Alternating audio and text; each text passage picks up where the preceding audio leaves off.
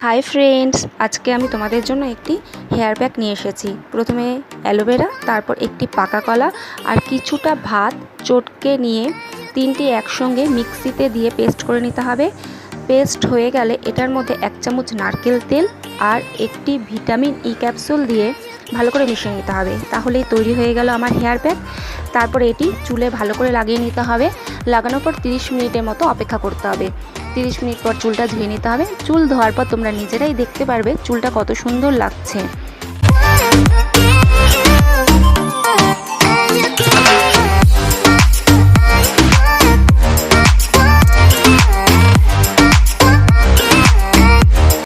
বন্ধুরা, এটা ছোট বড় সবাই ব্যবহার করতে পারবে।